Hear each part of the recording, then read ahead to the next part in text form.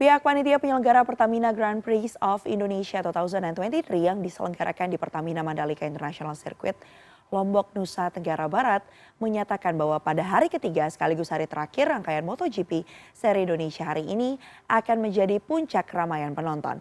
Pihak panitia menyatakan arus kendaraan dan kenyamanan penonton menjadi prioritasnya. Puncak keramaian penonton yang diprediksi terjadi pada hari Minggu juga bertepatan dengan hari terakhir rangkaian Pertamina Grand Prix of Indonesia 2023 di Pertamina Mandalika International Circuit.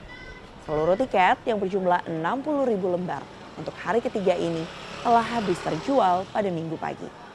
Arus kendaraan para calon penonton yang menuju ke arah tempat parkir sirkuit diakui oleh MGPA selaku panitia penyelenggara jadi fokus utama.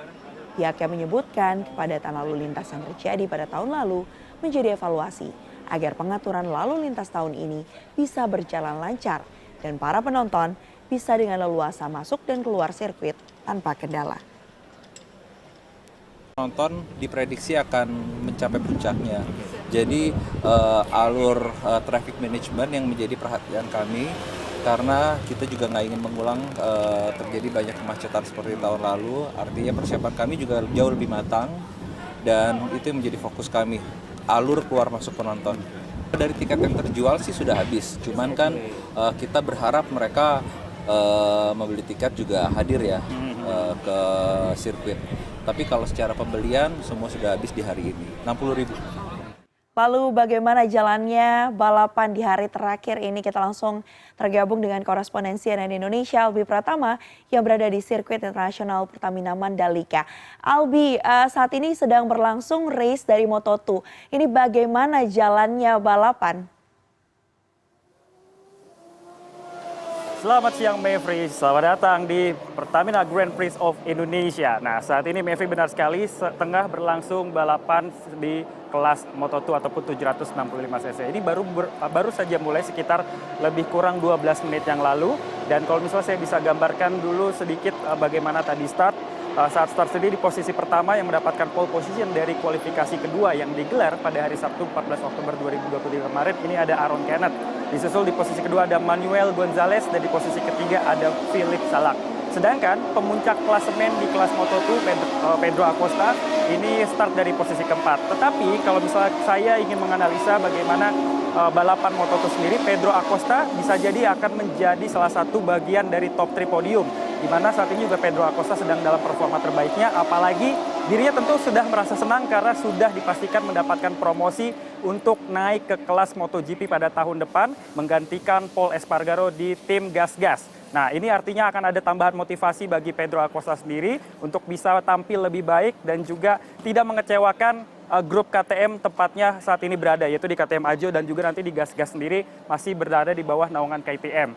Nah ini juga akan memotivasi Pedro Acosta untuk bagaimana mencermati sirkuit Mandalika sendiri, di mana saat ini suhu yang ada di kawasan Pertamina Mandalika Indonesia Circuit sendiri ada di antara 32 sampai dengan 35 derajat Celcius. Udara yang cukup panas bagi para pembalap yang berasal dari Eropa.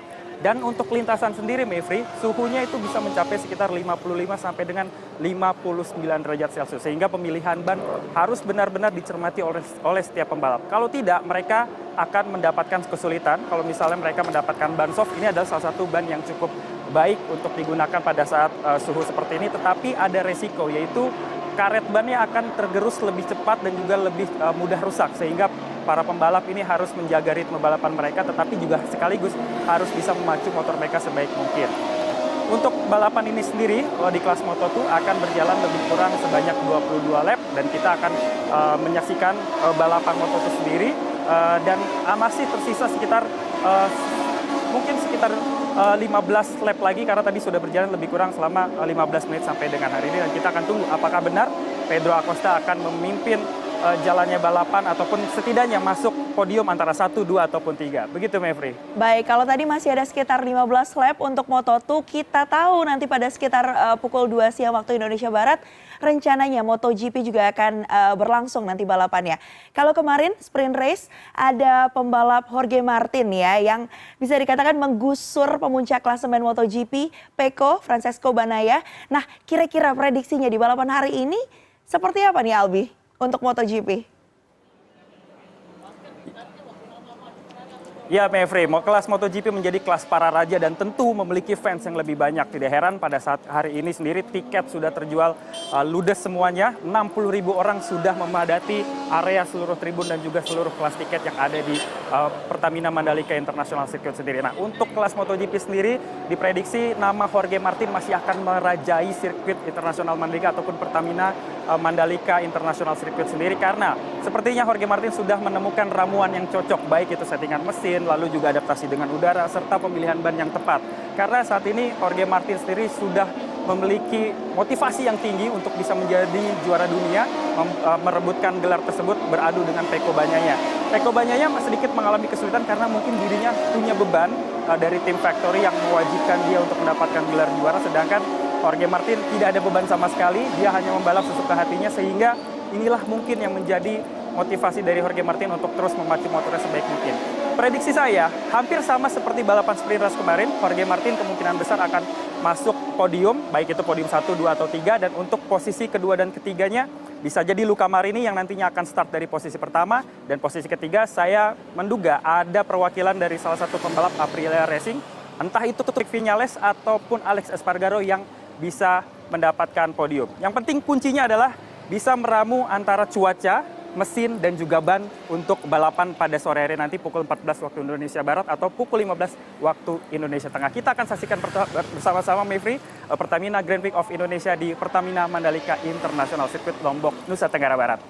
Baik, meramu bagaimana formulasi yang paling cocok ya untuk memadukan antara kondisi cuaca, kondisi juga mesin, dan juga bannya seperti apa dan kira-kira siapa nanti yang akan podium.